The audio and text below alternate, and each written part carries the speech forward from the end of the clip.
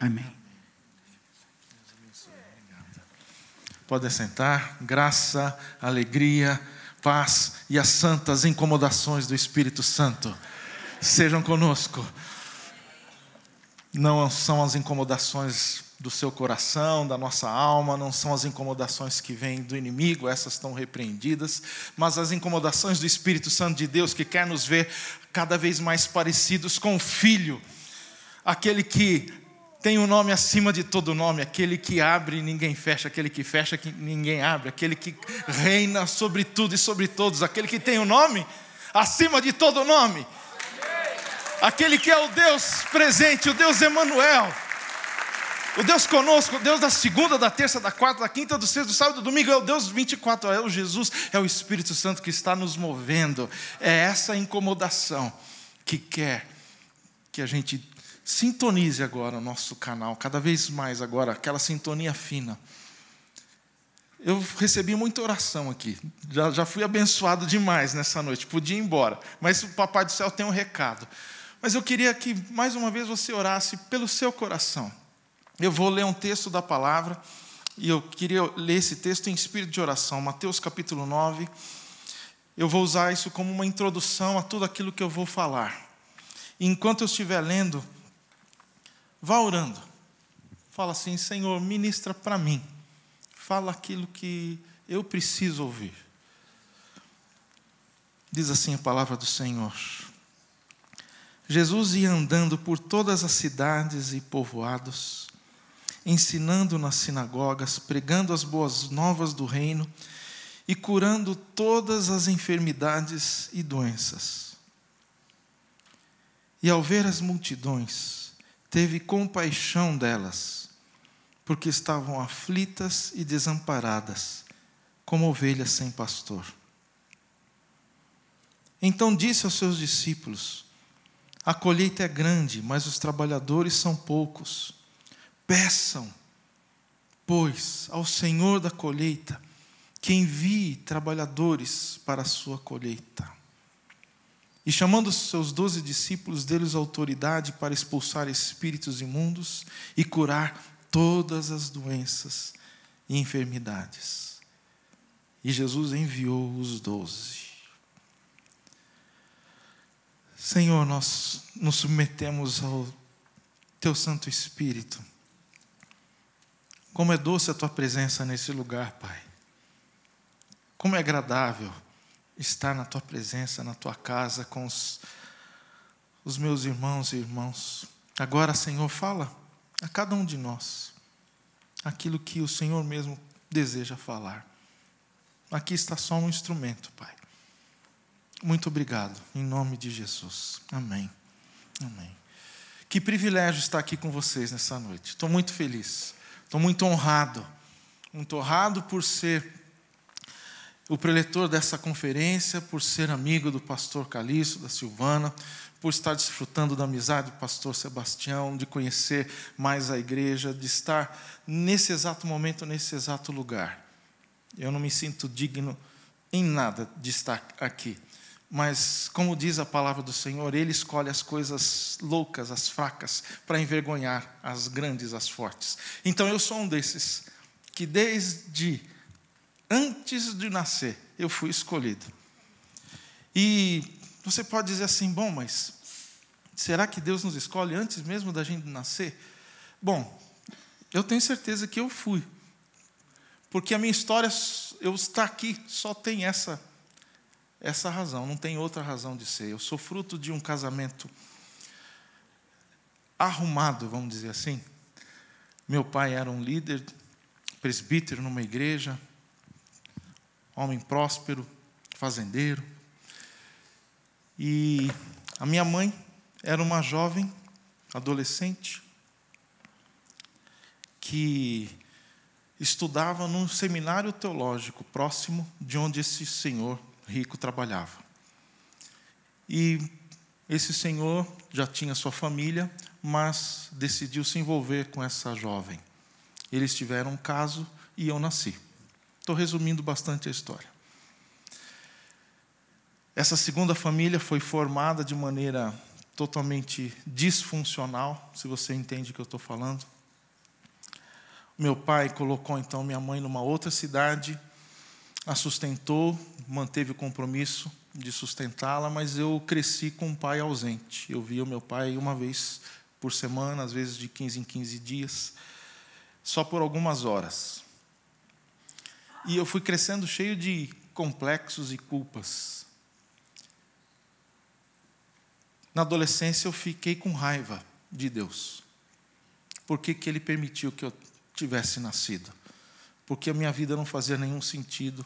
Eu carregava complexos e culpas por ser um filho de uma família assim. Até que um determinado momento, o Espírito Santo entrou no meu coração. E ele disse: não importa como você foi formado, a maneira que você nasceu, o que importa é que eu te dei vida. E você tem vida porque eu decidi que você vivesse. E aí começou um processo de restauração. Esse processo foi longo, demorou vários anos. Quando eu tinha mais ou menos 17, 18 anos, eu ganhei uma flauta. Sempre sonhei em ter uma flauta. Na verdade, desde criança eu tinha uma flauta doce. Sabe aquela flautinha doce? E tocava aquela flauta imaginando que era Altamiro Carrilho. Você nunca ouviu falar de Altamiro Carrilho, mas é um grande flautista brasileiro. Mas com 17 anos o meu pai me deu essa flauta transversal. E eu tive a bênção.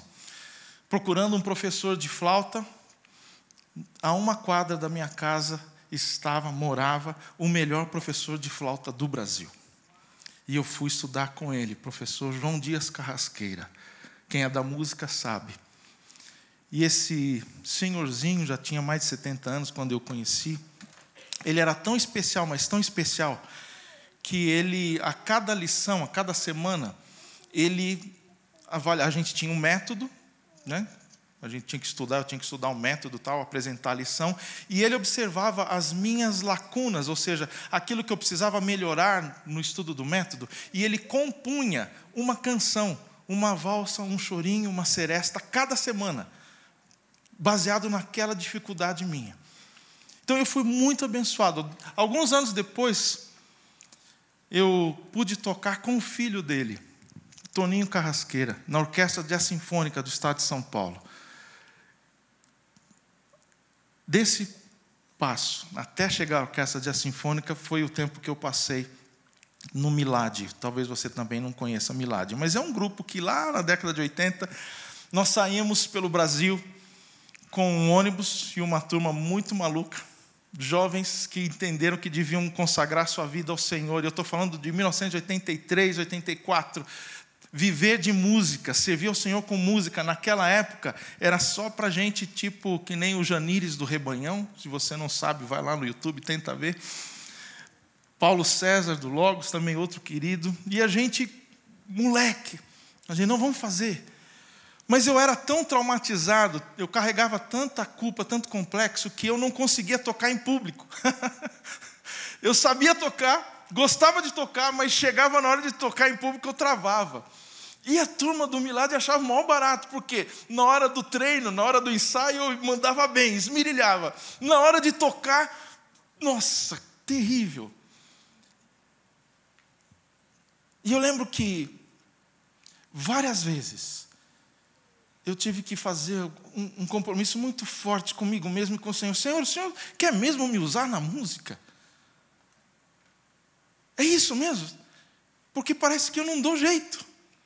Então, cada apresentação, e olha que a gente fazia apresentação 5 vezes por semana, 6 vezes por semana, às vezes 7, 8, todos os dias viajando, e era cada dia uma luta, mas até que isso foi passando, e eu pude respirar e pude ministrar através da música. Então, essa foi um pouquinho da minha história lá atrás. E aí você diz, mas aí, como é que entrou missões na sua vida? Porque durante esse tempo de ministrar através da música, a gente começou a desenvolver relacionamentos. Eu tinha amizade, tem uma igreja local em São Paulo, e eu comecei a ministrar a palavra. Nós éramos convidados para os melhores congressos, onde gente muito boa de Deus ministrava, ensinava, e eu pude aprender aos pés de tanta gente boa. E comecei a passar para frente aquilo que eu ouvia, aquilo que eu recebia. Até que chegou um momento que várias pessoas olhavam para mim falando: cara, você precisa ensinar mais a Bíblia. Porque quando você fala, explica, eu entendo. E eu aprendi que este é um dos guias que Deus dá para nós, para que a gente possa encontrar o nosso dom. É quando as pessoas reconhecem, e mesmo a gente sem falar nada, elas falam: puxa, olha, você faz bem isso. Quando você ora, você me abençoa. Olha, aquele conselho, você nem sabia, mas eu estava passando por um problema, e você ali naquela hora me deu aquela palavra. São maneiras, dicas que Deus vai nos mostrando como Ele quer nos usar. Então chegou no momento em que eu estava precisando sobreviver. Queria estudar teologia, mas não tinha como sobreviver, só sabia tocar. Então fiz aquela oração: Papai do céu, o que o Senhor quer? Aí Ele disse assim: o que você tem na mão? Eu falei: eu tenho uma flauta. Ele falou: então eu vou usar a flauta, eu vou te sustentar com a música. Eu falei: o senhor tem certeza? Sim. 2 semanas depois dessa oração, o governo do estado de São Paulo abre um edital, né? Um concurso da Orquestra Jazz Sinfônica do estado de São Paulo. Quem eram os patronos? Tom Jobim e Arrigo Barnabé. Eles convidaram grandes músicos de São Paulo, do Brasil inteiro, na verdade, e abriram um concurso, e foi lá o Zezinho prestar aquele concurso. E durante essa trajetória de estudar, eu comecei na flauta, depois eu fui para o sax, depois eu fui para o clarinete, depois eu fui para o oboé. E uma bênção de Deus, que isso é Ele que faz, é que a minha sonoridade, todos os instrumentos que eu tocava, era uma sonoridade muito bonita, muito boa.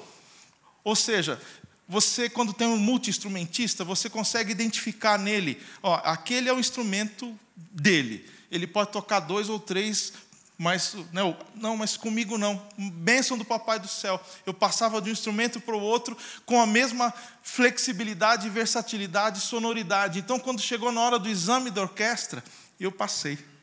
Bênção do Papai do céu. Tive a oportunidade de tocar com gente muito boa, conhecida. Agora vou começar a falar nomes que talvez você lembre. Já falei do Tom Jobim, vou falar de Zizi Posse, Milton Nascimento, Ivan Lins e tantos outros. Até que chegou um momento em que eu estava me formando em teologia, queria servir ao Senhor, estava servindo na igreja, a igreja apoiava, e eu entendi um chamado para a palavra. Eu, de novo, perguntei: Papai do céu, é isso mesmo? Ele falou: Zé. Ele me chama de Zé, tá? Zé, é isso mesmo. E ele disse uma coisa para mim: a música você vai ter na eternidade. Mas agora é hora de você usar o dom da palavra para fazer missões. E eu deixei a orquestra jazz sinfônica, que tinha um salário maravilhoso, companhia incrível, astral maravilhoso de orquestra, e fui para o ministério tempo integral. Tendo chamado missionário durante alguns anos, servindo na Igreja Batista de Água Branca, eles me enviaram como missionário para Costa Rica.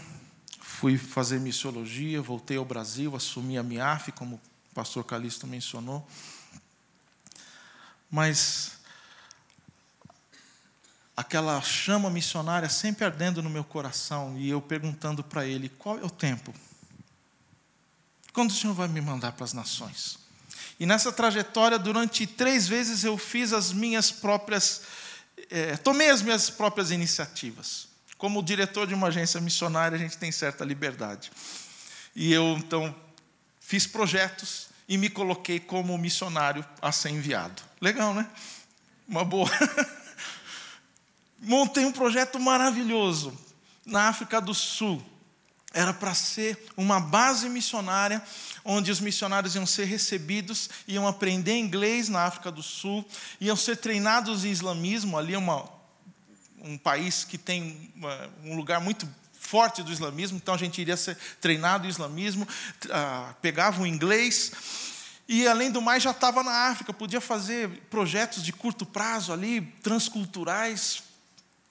E eu fiz esse projeto todo, apresentei para a diretoria da missão, meus amigos, conselheiros, e eles olharam para mim falando assim: Zé, tremendo, puxa, que visão, que coisa linda. Nós vamos aprovar o projeto, mas nós não vamos enviar você. Porque você está tendo um ministério tão abençoado aqui no Brasil, a gente entende que você deve ficar. Essa foi a terceira vez que eu tentei fazer isso. Dessa vez eu cheguei para ele e falei: bom, papai do céu, essa pegou pesado, porque eu estou sem chão. E ele disse assim para mim: Zé, sim, Senhor, qual foi a última palavra que eu dei para você? E eu lembro muito bem, até hoje, qual foi essa palavra. Quando eu voltei de Costa Rica para o Brasil, eu pisei no aeroporto, estava sozinho, minha esposa tinha voltado antes. Eu pisei em Guarulhos e eu ouvi uma voz muito nítida, a ponto de eu olhar para trás para ver quem que estava falando. E essa voz dizia assim: eu tenho um ministério para você no Brasil. Então o Senhor me lembrou disso. Qual foi a minha última palavra para você? Eu falo: foi aquela lá, né? Eu falei: é isso. Então fique com a última palavra. Mas aí a gente vai tendo intimidade com o Senhor, a gente vai criando certas liberdades. E eu falei: tá bom, o Senhor não vai me mandar para as nações, mas o Senhor colocou uma chama muito forte, um amor muito forte pelas nações, mas não quer me enviar. E então vamos resolver isso vamos fazer um acordo. Tá bom, Zé. Qual é o acordo? Eu falo: tá bom, eu fico no Brasil, fico sangrando no Brasil, chorando no Brasil, mas em cada lugar que eu for,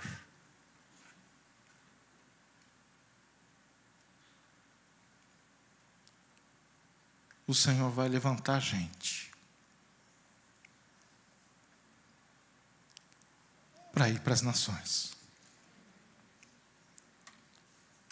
E ele falou: fechado. Então, vocês, todos, estão num grupo de risco hoje à noite. Porque ele tem cumprido a palavra. Não sei exatamente quantos anos foi isso, mais de 15 anos. Mas ele tem cumprido a palavra. E eu tenho a alegria de ter sido um instrumento para que ele envie pessoas. E essa é a minha oração hoje à noite. Você pode ser a resposta. Você pode ser a resposta. Mas aí você pergunta: tá bom, pastor, qual é a pergunta? A pergunta eu vou falar agora, vou começar a falar. Vamos dar uma respirada. Vamos lá. Tá no ponto aí, vou ver se eu me entendo com isso aqui. Já está ligado. Não.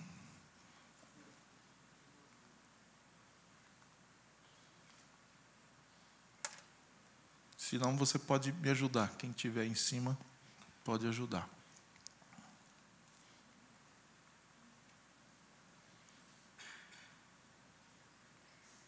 Não?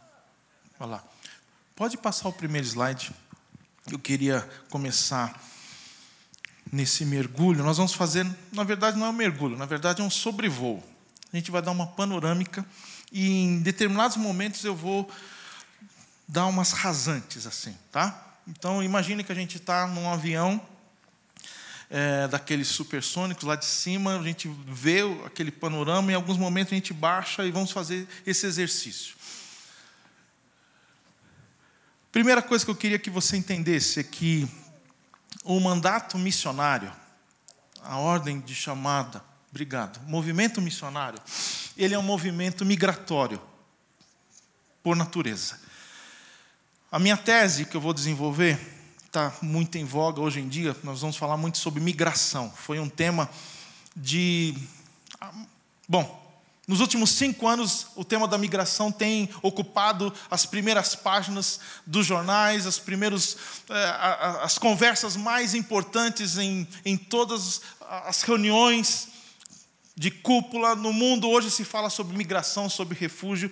E dentro da igreja isso tem entrado, e a gente precisa entender o que está acontecendo na nossa geração, nos nossos dias. Muito obrigado, querido. Então, o movimento missionário é um movimento essencialmente migratório. Nós temos 2 ordens, tanto no Antigo Testamento, a chamada de Abraão: sai da tua terra, da tua parentela e vai para a terra que eu te mostrarei. Então esse vai implica migrar. Abraão teve que migrar, sair da sua terra para ir até a terra prometida.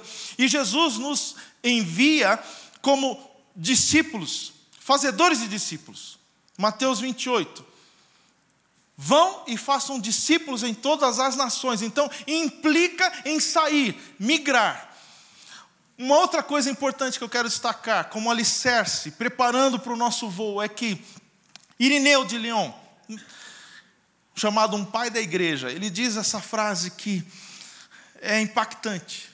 Porque em 130, olha só, bem pertinho lá dos apóstolos de Jesus, ele já disse isso: a glória de Deus é o ser humano vivo. A glória de Deus é o ser humano vivo. E a vida do ser humano é a visão de Deus. Ele conseguiu sintetizar 2 coisas extremamente importantes para nós. Quando a gente pensa em missão, em missões, por quê? Porque a glória de Deus é o ser humano vivo. Deus se alegra na humanidade, Deus se alegra no ser humano, Deus se alegra com o que acontece aqui embaixo. Ele decidiu ser assim. Gênesis 1 diz que ele andava, Gênesis 3, ele andava, tinha comunhão, ele gostava da companhia do primeiro casal. A glória de Deus é o ser humano vivo e bem, saudável. E do nosso lado, a vida do ser humano é a visão de Deus, ou seja, nós só podemos ter vida à luz da sua presença. Todo tipo de vida, toda a forma de vida que está além da visão de Deus não é vida, é subvida, é antivida.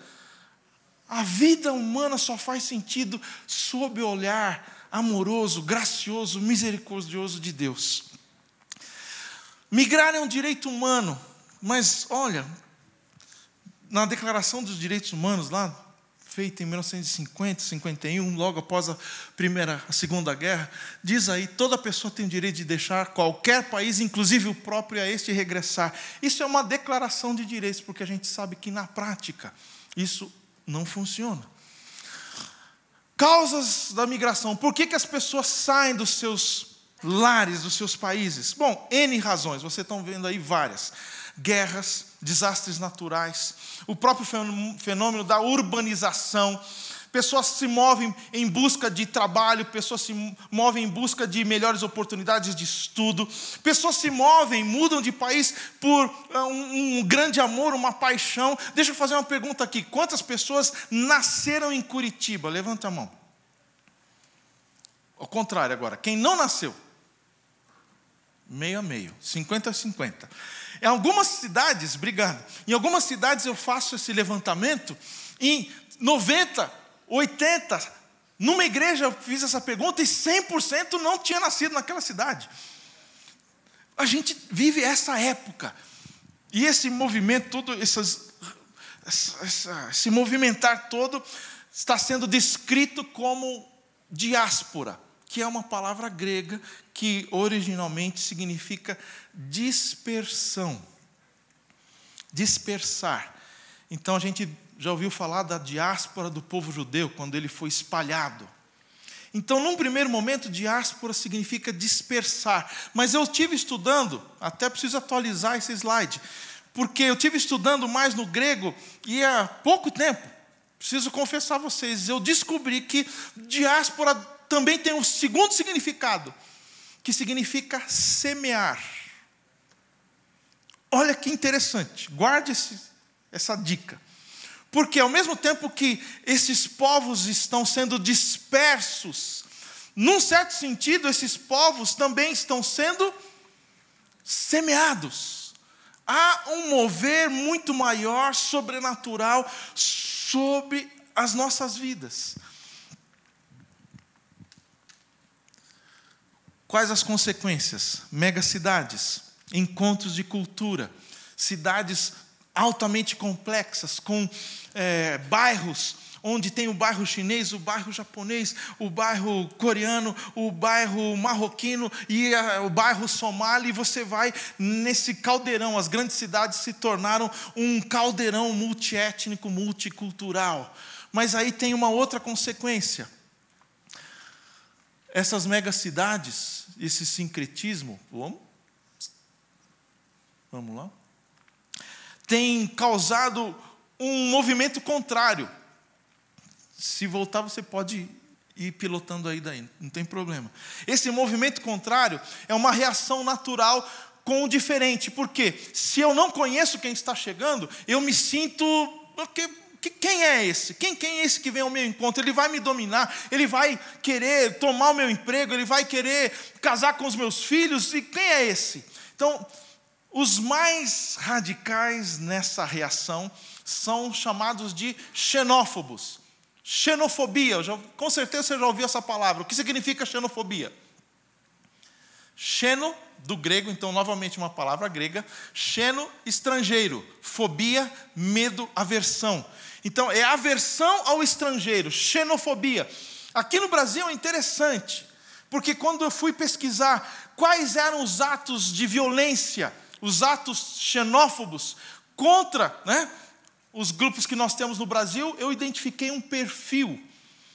Qual é o perfil? Qual é o estrangeiro que é agredido aqui no Brasil? Que sofre violência verbal e violência física. Às vezes é até assassinado. Você sabe qual é? Dou uma dica, vou perguntar para você. Você acha que é o sírio que vem, como essa família querida que nós temos aqui, pele branca, olhos claros, cabelo claro, é esse perfil de estrangeiro que sofre violência no Brasil? Não. 99,9% dos casos de violência contra estrangeiros no Brasil são contra negros, haitianos e africanos. Aqui então já entra uma área onde a igreja precisa fazer missão. Nós precisamos, como comunidade do rei, comunidade profética, dizer que aqui não. Você entendeu? Aqui não, nós não vamos aceitar racismo nas nossas igrejas. Mas a gente precisa entender que sim, de fato, existe racismo na sociedade brasileira. E a gente precisa falar sobre isso, precisa ensinar sobre isso. E a igreja tem a cura para o racismo. A cura para o racismo é a palavra de Deus, que nos ensina que nós somos todos irmãos. Nós somos criados todos à imagem e semelhança. E todos os seres humanos são alvo da cruz de Cristo, a morte redentora de Cristo. Ele morreu por todos. Então, nós não podemos admitir esse racismo lá e fora na sociedade brasileira. Amém, Curitiba? Posso dar um detalhe que talvez seja incômodo para nós? Essas agressões são maiormente nos estados do sul do Brasil. Tá? Paraná, Santa Catarina e Rio Grande do Sul. Ou seja, isso é uma coisa que a gente precisa trabalhar mais aqui entre nós. Eu estou morando em Maringá, Paraná, então eu estou falando de casa. Tá? Vamos lá. Muros, cercas, tensões. Será que construindo muros, esse é o caminho? Qual é a posição da igreja frente a tudo isso? Mais consequências. Aqueles que não conseguem chegar no seu destino, eles ficam à mercê, ficam totalmente expostos às redes criminosas. Há enormes redes criminosas transnacionais trabalhando no mundo hoje. A rede de tráfico humano A rede de trabalho escravo, a rede de prostituição infantil, ela tem tentáculos em todos os países e ela vai justamente pegar essas pessoas mais vulneráveis, que saíram de onde tinham sua segurança, sua teia, seus relacionamentos, e por N motivos foram forçados a migrar e agora estão expostos e as redes do mal estão ali. E muitas vezes a igreja ainda não está presente. Eu digo ainda e digo muitas vezes porque, graças a Deus, a igreja já está presente em vários locais. E aí eu cito um poeta muito querido, poeta africano, moçambicano, Mia Couto. Ele disse assim, ele sintetizou meu argumento nesse primeiro ponto. Encheram a terra de fronteiras, carregaram os céus de bandeiras, mas só há duas nações, a dos vivos e os mortos. E eu tenho acolhido no Brasil várias pessoas, centenas de pessoas, já posso dizer. E muitas vezes as pessoas falam assim, mas você está recebendo gente que você nem conhece, gente que vem de um país, e gente muçulmano, você recebe muçulmano? Eu falei, recebo. Você recebe muçulmano? Eu falei, recebo seres humanos. Recebo seres humanos, porque eu não pergunto, e eu creio que Jesus em nenhum momento perguntou para aquelas pessoas a quem ele servia, você vai crer em mim? Ou você vai... Não. Jesus alimentou a multidão, Jesus curou indistintamente, ele chamou alguns para segui-lo, é verdade, mas ele servia a todos, e eu tenho recebido. E sabe qual é a maior alegria? Eu estou vendo em primeira mão aquilo que o Espírito Santo está fazendo na face da terra hoje, e eu quero te convidar a fazer parte disso. Não tem lugar mais maravilhoso para você estar do que na ponta, onde Deus está agindo, onde o Espírito Santo está agindo, onde as conversões estão acontecendo. Dia 1º, dezembro, vai ter aqui essa reunião. Esteja aqui para participar, para orar, para se alegrar, para chorar, para celebrar, para viver esse momento onde o Espírito de Deus vai agir. A gente precisa ter essa iniciativa. Você pode ser a resposta, você pode orar por pessoas. E é importante a gente destacar nisso tudo que a igreja está presente em todo lado dessa história, tanto nos países de origem, quanto nos países de trânsito, quanto nos países de destino. Nós somos parte, a igreja do Senhor Jesus está presente em todos esses locais. Mas vamos falar rapidamente uma definição para que você entenda aonde eu quero chegar. Migrante e refugiado, há uma distinção muito grande. Migrante é aquela pessoa que sai voluntariamente do seu país. O refugiado é uma pessoa que sai à força. Então, seja por guerra, perseguição, por N motivos, ele não quer, ele não acorda de manhã assim, segunda-feira, eu vou ser um refugiado. Não, ele precisa salvar a sua vida, e para salvar a sua vida, ele tem que sair da sua casa, abandonar seu país. Então, ele se torna um refugiado, não por vontade própria. Por dia, em 2014, 42.500 pessoas são deslocadas à força. A ONU parou de divulgar esses dados, não sei por quê. Por que você acha, né? Aqui embaixo, 2010, 10.900 pessoas por dia, 2011, 14.200, e assim vai, 2014, 42.500. Faz um cálculo rápido. Em um mês, quantas pessoas são deslocadas à força no mundo? Exatamente, mais de 1.200.000 pessoas por mês. Isso significa evacuar a cidade de Curitiba em 2 meses, 60 dias. É mais ou menos essa a velocidade dessa migração forçada. Note, não é voluntária. Aqui eu estou falando de migração forçada. Pessoas que precisam sair para sobreviver. Se você gosta de número, 24 pessoas por minuto. Mas aí eu fiz esse gráfico. Você pode ver que fui eu que fiz mesmo, né? Está meio bonito. Mas eu creio que você vai conseguir entender o que eu quero dizer. Porque ali em cima, em vermelho, estão os países onde estão acontecendo os conflitos, as guerras, as perseguições, os países de origem. No meio, países de trânsito, e em verde, porque eu sou palmeirense, países de destino. Uhul! Uhul! Só eu mesmo. Tá bom. Nos países de origem, existem regiões fora das áreas de conflito que são regiões para onde as pessoas fogem. Então, enquanto elas estão dentro do seu próprio país, nessas regiões, elas são chamadas de deslocados internos. Está vendo lá?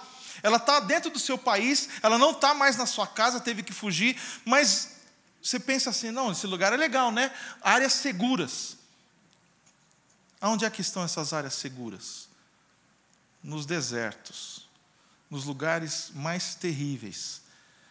Ou seja, são áreas onde a população está extremamente vulnerável, sozinha, sem alimento, sem ninguém olhar por eles. Então, existe um grande número de pessoas hoje no mundo nessa situação. Existe um grande número de pessoas também nesses países de trânsito. Quais são os países de trânsito? Exemplo, Turquia, 3 milhões de refugiados sírios, somente sírios, 3 milhões. Sendo que todos que trabalham com refugiados dizem assim, os números oficiais são pelo menos 3 vezes maiores do que os oficiais. Os números reais são 3 vezes maiores. Eu não tenho dúvida, a Turquia tem muito mais do que 3 milhões de refugiados. Só a Turquia. Um outro país de trânsito, Uganda. Milhões de refugiados. De onde? Da República Centro-Africana, de Nigéria, do Sudão, daqueles países que vivem em conflitos há décadas. República Democrática do Congo, já ouviu falar desse país? Ali no centro da África, um país riquíssimo. Ele é muito grande, muito rico, tem diamante, tem petróleo, tem terra, tem energia. Mas há 20 anos está em guerra civil. E mais de 6 milhões de pessoas morreram. Mas a gente não ouve falar. E aí eles fogem e vão para onde? Vão para Uganda. Um país que tem aberto as portas. Esse é um país que eu gostaria que a gente orasse. Porque Deus está agindo ali na pequena igreja de Uganda. E a igreja de Uganda, mesmo sem ter nada, ela está fazendo igual a igreja da Macedônia. Ela está se superando, está abrindo e colocando à mesa e alimentando milhares de pessoas. E aí você tem os solicitantes de refúgio, que as pessoas ficam nesses países por anos. Não estou falando assim de você vai no país de trânsito, tá bom, vou ficar aqui 1, 2 meses, depois vou para o meu país de destino. Não. Eles são impedidos, está vendo aquela barra preta ali? Estão impedidos de entrar nos países de destino, então eles ficam nesses países de trânsito à míngua, à mercê, por anos, 17, 18, 20, 30 anos. Em Uganda tem campos de refugiados, há 32 anos existe um campo de refugiado lá. Tem gente que nasceu, cresceu dentro de uma área em que você não é um cidadão, você não tem um livre passe, você não pode sair e fazer compra, você tem que viver ali, é como se fosse uma prisão. E aí você tem os países de destino, que a gente é fácil de saber, né? Diz aí algum país de destino. Alemanha, Estados Unidos, Canadá, Austrália, Brasil. Essa é uma boa colocação. A gente acha que o Brasil, né, é o top do top, né? Os meus irmãos sírios não me ouçam agora. Sabe por que a turma vem para o Brasil? Porque não tem para onde ir. O Brasil é a última opção dessas pessoas. Eles sabem muito bem da nossa violência, eles sabem do nosso custo de vida, eles sabem da extrema sensualidade que é a nossa cultura, e eles não querem vir para cá. Mas entre ficar nesses lugares que eu falei para você e vir para o Brasil, alguns vêm para o Brasil. Isso é bom a gente ouvir, e eu ouço isso direto, porque isso faz a gente entender que nós temos uma lição de casa, nós temos um país para construir. Amém? Nós temos um país para construir, nós temos muito, nós somos abençoados, mas nós podemos ser muito mais abençoadores e abençoados do que já somos. Que esse novo governo entenda isso e trabalhe para isso, amém? E aí eu coloco o Brasil 2019, coloquei em verde, tá vendo? Tem esperança. Eu tenho esperança de que o Brasil possa se tornar um país acolhedor. Uma das maiores lutas que nós temos, nós que trabalhamos com essa turma, é conseguir que eles venham para cá, é ter autorização do governo para acolhê-los. Eu tenho na minha organização e na nossa rede, nós temos mais de 300 pedidos de acolhimento. Famílias que estão em condições terríveis, que precisam vir, mas não conseguem vir porque precisam de visto. E a gente não faz nada ilegal, a gente quer recebê-los, né, como cidadãos com visto bonitinho. Então a gente pede, ore por isso, tá bom? Posso pedir essa oração? Que o novo governo, o Sérgio Moro vai montar sua equipe. Os refugiados ficam dentro da pasta da Justiça. Então, o Secretário Nacional de Justiça é um cargo extremamente importante. Ore por esse cargo, a pessoa que vai ser colocada, pela equipe toda. Esse homem que foi nomeado, né, que vai ser indicado, foi agora indicado, vai ser nomeado como embaixador, né, Ministério de Relações Exteriores, também um homem muito importante. Vamos colocá-lo em oração, porque isso tem impacto tremendo no reino e em muitas vidas. E agora eu vou colocar algumas fotos do que significa nesses lugares sair. E aqui é uma estrutura muito amigável, que fica ali. Vou voltar aqui. Está vendo essa barrinha preta? É isso aqui. Centro de contenção. O que é isso? Isso são estruturas que esses países constroem para impedir o avanço dos migrantes e refugiados. Vou dar um número para você. Somente nos Estados Unidos, qual é o número que você imagina? Quantos centros de contenção existem nos Estados Unidos? Dá um chute aí, fala um número.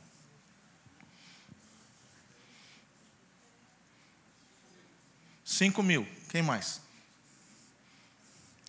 132.000 centros de contenção somente nos Estados Unidos. Mas Israel tem, Inglaterra tem, Itália tem, e Austrália tem. E muitos países constroem centros de contenção fora dos seus territórios para justamente impedir. Essas são as fotos. Isso é na Síria, Yarmouk, 2014. As pessoas que saem vivem essa realidade. E agora tem uma sequência de fotos que eu queria que você prestasse atenção. Essa foto aqui ganhou um prêmio de fotografia, infelizmente, porque são famílias do norte da África, do Oriente Médio, tentando chegar na Itália. Esse bote cabe 700, 800 pessoas. Mas você aproxima, você dá um zoom, você vê que tem mulheres e crianças. E se você der um zoom maior ainda, você vai descobrir que no subsolo, ele tem um segundo piso, ali na Casa das Máquinas, onde as pessoas ficam respirando gás carbônico. E muitas delas morrem antes mesmo de chegar no destino. Sabe quanto custa para estar num barco desse? 3.000, 4.000 dólares. Em épocas de maior concorrência, chega a ser em euro, 3.000 euros, para você entrar nesses botes. E aí acontecem essas tragédias. Um mar revolto, os corpos começam a ser levados para a praia, e aqui a foto mais chocante de todas.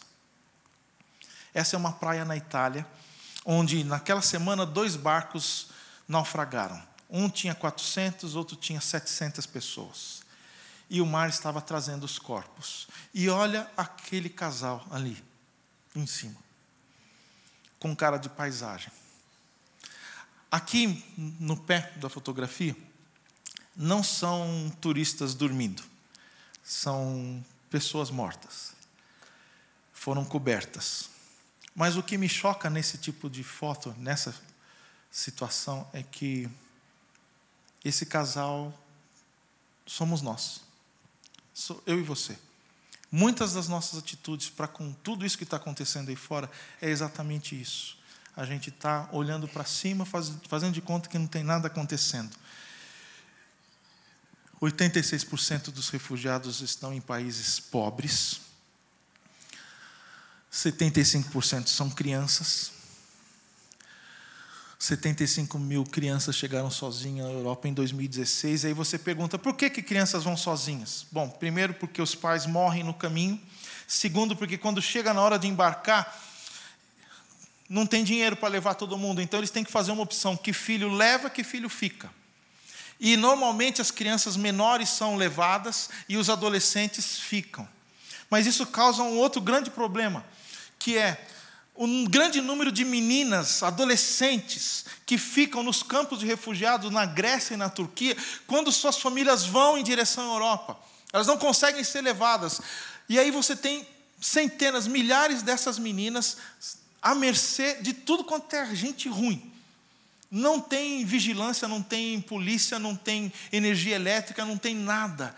Então, essas meninas são raptadas, são sequestradas, são mortas, são violentadas. Que coisa! E quando eu vi essa realidade, eu falei, não é possível, Senhor. Não é possível que o inimigo consegue tocar nessas meninas e a gente não consegue estar ali. Não dá, não dá. Esse é o tipo de coisa que a gente olha e fala, Senhor, por que o Senhor me permite ver isso? Por que o Senhor está me trazendo nesse lugar para ver essa história, para ver essa pessoa? Eu não consigo. Mas eu tenho orado, desde esse dia eu tenho orado, Senhor, levanta gente séria, levanta gente corajosa para ir trabalhar nesse centro de refugiados.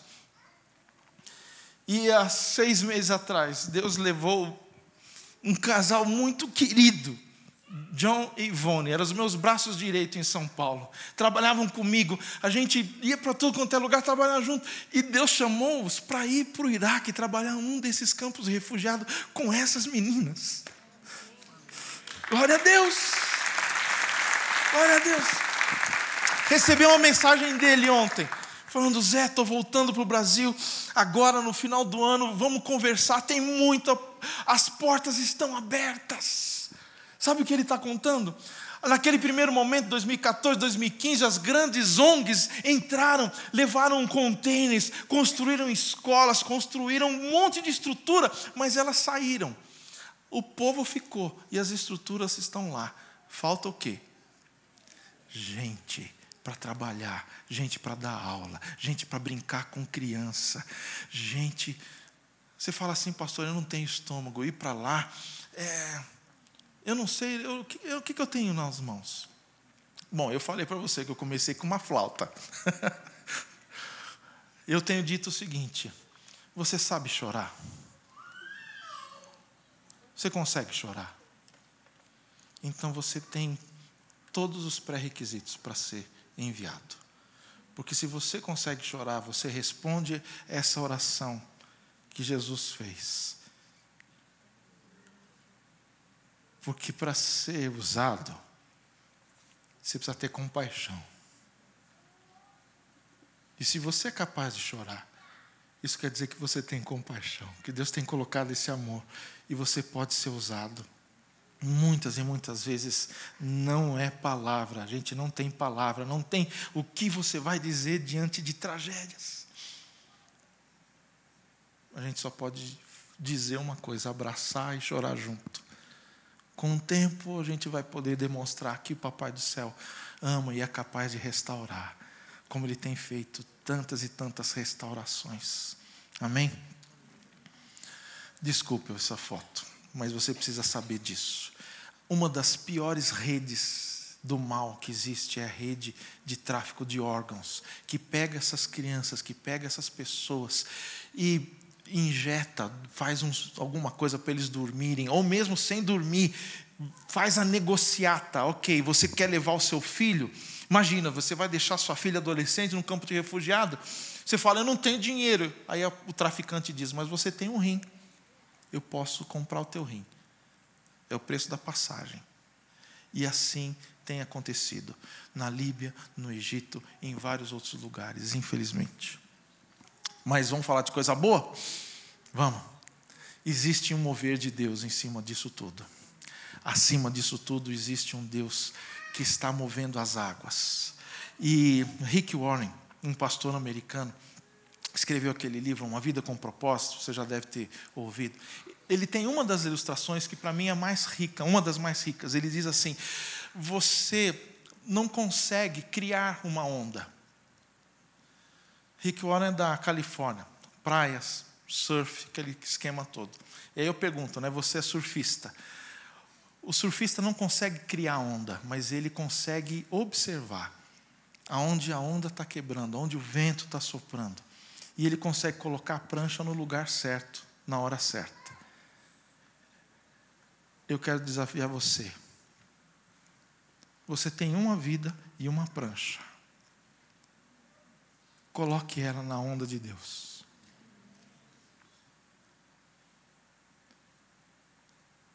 Uma prancha, uma vida. Coloque ela na onda de Deus. Você não consegue criar onda, mas você pode surfar na onda de Deus. E eu vou dizer o seguinte: a onda de Deus está grande na nossa geração. Ele decidiu como que acelerar. Ele decidiu abrir as janelas do céu nos nossos dias. Ele decidiu converter pessoas. Ele decidiu se identificar, se mostrar, se revelar a centenas, milhares de pessoas. Na nossa geração é tempo de colheita.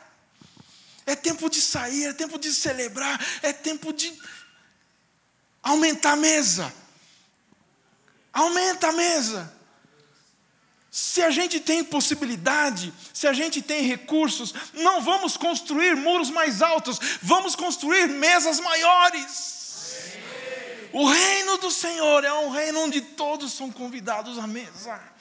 E ele diz assim: e vai, ande pelos becos, e vai atrás, e tenha certeza de que vocês estão trazendo todos quem? Os coxos, os cegos, os feridos, ou seja, todos aqueles que eram considerados pela sociedade como os párias, como os mais fracos, como os indignos. E Deus fala: é esses que eu quero na minha mesa. A igreja precisa sentir esse mover de Deus, o vento de Deus em direção a essas pessoas, o amor incontrolável de Deus, o amor furioso de Deus. Deus tem uma paixão, Ele quer resgatar pessoas, Ele quer resgatar nações, Ele quer resgatar famílias. Ninguém pode resistir ao amor de Deus. Se você não for, você que perde. Desculpa, sou bem sincero. Se você não for, você que está perdendo. Porque da parte dele, ele quer ver você nisso. Ele quer que você se alegre naquilo que ele se alegre. A Bíblia ensina muitas coisas, mas especialmente ao estrangeiro, ela tem uma ordem. Amanhã cedo eu vou falar mais sobre isso. Mas esse texto de Deuteronômio 10, ele sintetiza o recado de Deus para a igreja em relação ao estrangeiro, com uma palavra. Deus diz assim para o seu povo, no Antigo Testamento e no Novo Testamento, na Antiga Aliança e na Nova Aliança: amem o estrangeiro. Amem o estrangeiro. A mesma palavra que Moisés usou, o Espírito Santo através de Moisés escreveu o Deuteronômio. No capítulo 6, Moisés diz assim: povo, é o Shema, ouve, ó Israel, o Senhor seu Deus é o único Senhor. Ame, pois, o Senhor teu Deus de todo o teu coração, de toda a tua alma, com todas as tuas forças. Essa mesma palavra que é colocada no capítulo 6 para dizer ame ao Senhor. No capítulo 10, Moisés usa a mesma palavra para dizer, Deus dizendo, amem o estrangeiro, porque eu cuido dos órfãos, das viúvas, eu cuido dos estrangeiros, eu lhes dou alimento e roupa, por mim eles estariam vestidos, eu quero a sua restauração, e se eu quero, e se você é o meu povo, então você precisa ter o meu coração. Dá-me um coração igual ao teu, meu mestre. Dá-me um coração igual ao teu, coração disposto a obedecer, cumprir todo o teu querer. Dá-me um coração igual ao teu. Você quer mesmo ter um coração igual, papai? Se abra para os planos dele na tua vida. Diz assim, Senhor, aos meus olhos eu não tenho muita coisa, E olho para as minhas mãos e não vejo quase nada. Mas o Senhor é capaz de fazer multiplicações, não é? O Senhor é capaz de fazer isso.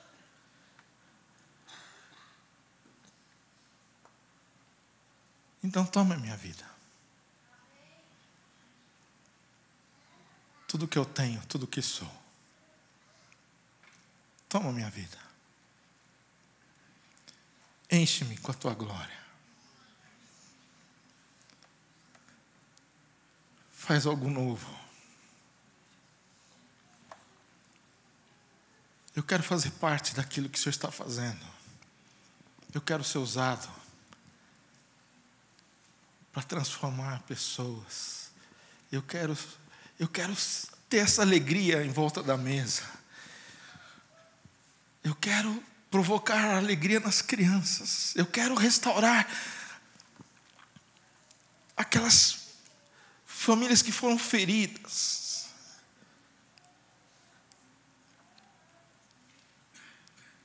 Me usa, Senhor.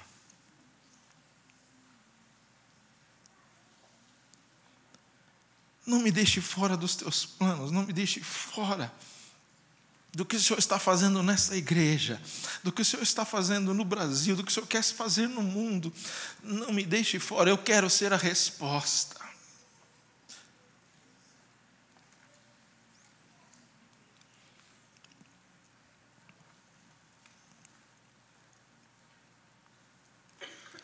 Ó Espírito Santo,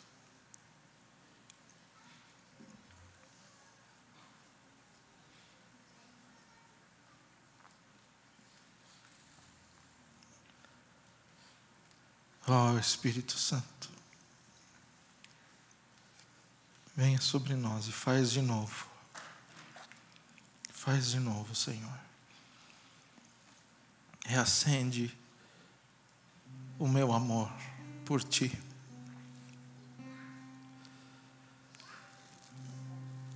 Tira as escamas dos meus olhos, Senhor. Que eu possa ver aquilo que o Senhor vê. Que eu possa sentir aquilo que o Senhor sente. Que as minhas mãos possam ser usadas como as Tuas mãos para tocar, para curar, para restaurar. Em nome de Jesus, nesse momento eu repreendo todo o ataque do inimigo, desqualificando você e a sua vida. Está derrotado, porque a cruz de Cristo é mais poderosa. Cristo é vencedor. E quando Ele morreu, Ele deu dons aos homens. Ele subiu ao céu e deu dons aos homens. E nessa noite Ele está lá do céu, está derramando dons. E você está falando assim, você está ouvindo aquela voz dizendo que você é muito pequeno, que você não tem aptidões, que você não ouça essa voz. Ouça aquilo que o Espírito Santo está dizendo. Eu sou capaz de fazer. Eu vou fazer. Simplesmente se entregue. Pegue a sua prancha, coloque na onda. O resto eu vou fazer.